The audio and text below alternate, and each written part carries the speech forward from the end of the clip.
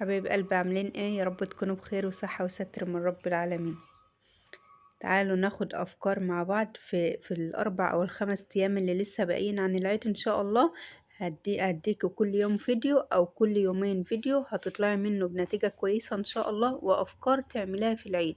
كلنا محتارين وبنقول هنطبخ ايه يوم العيد، هنطبخ ايه يوم العيد. خلاص رمضان خلص وعزومات رمضان خلصت، فاحنا كلنا بنحتار هنعمل ايه اول يوم العيد تاني يوم العيد.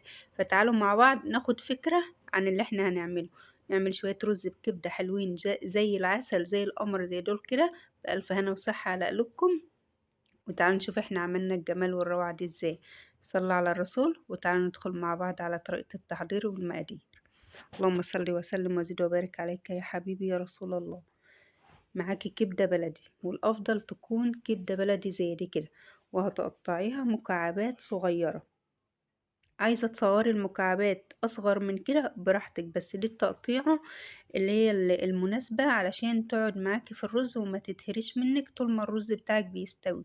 حتى لو كانت كمية كبيرة أو الحلة بتاعتك كبيرة، لو عندك ضيوف جايلك في العيد أو أي مناسبة تكون سعيدة إن شاء الله، هتقطعي التقطيعة بالمكعبات دي كده، هتفضل معاكي زي ما هي في حلة الرز ومش هتتفتفت منك أبدا. هنحطها على جنب كده. والكبدة البلدي يا جماعة دايما مش مستحب غسيلها او انها تتنقع بخل او بليمون او بملح او بالكلام ده كله، مش مستحب. اما انا بقى بشطفها شطفة في المصفى اللي انتوا شفتوها دي تحت الحنفية كده وبسيبها كده على طول. هنحمر البصلة بتاعتنا، ننزل عليها بحتة زبدة وحتة سمنة وشوية زيت زي ما انا نزلت كده. دي المادة الدهنية بتاعتي. عندك اي مادة دهنية تانية غيرها ماشي، انزلي بها عادي مش هتقول لا خالص. هنحمر البصلة بتاعتنا تحمير كويس جدا، خليها غامقة بالشكل ده. ولو حبيتي تغمقيها اغمق من كده شوية ماشي، بس هي كده الطريقة الممتازة بتاعتها عشان الرز بتاعك يبقى لونه غامق كده زي ما شفتيه في اول الفيديو، ويبقى ممتاز بإذن الله. وهننزل بعدها بالكبدة بتاعتنا اللي احنا مقطعينها وبمعلقة صلصة كبيرة.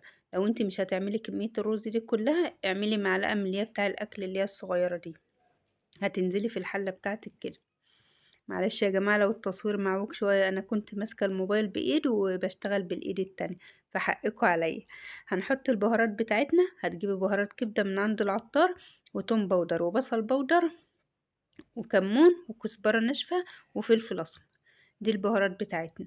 عايزة تحطي بهارات كفتة بس حطي شوية صغيرين ما تكتريش منها قوي، وشوية بابريكا. ولو انت ورق لوري لو انت عايزاها سبايسي هتحطي شوية شطة صغيرين. لو مش عايزاها وعايزة تستكفي بكده خلاص على كده.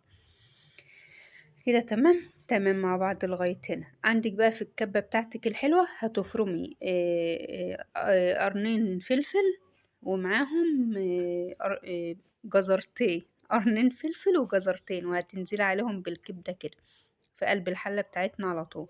وهنشوح الكبدة بتاعتنا لما تنشف خالص خالص، ما يبقاش عاد فيها صوص. اللي كان في أرضية الحلة ده الزيت، المادة الدهنية اللي أنا حطاها. فتنزلي بالرز بتاعك كده.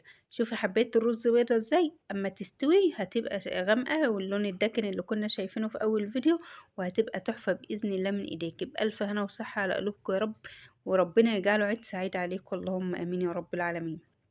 دايما هدي النار وسط، وانزلي بالنار شوية بشوية لما تهديها خالص، لان الرز ابو كبدة بتاعنا ده زي الرز ابو تقلية بالظبط، بيلزق وبيعمل ارضية في قاع الحلة. فدايما هدي شوية بشوية كده لما توصلي للنتيجة الحلوة بتاعتنا دي ان شاء الله. ربنا يحسن ما بين ايديكم. اعملي لي لايك واوعي تنسي اللايك بتاعي واشتراك القناة.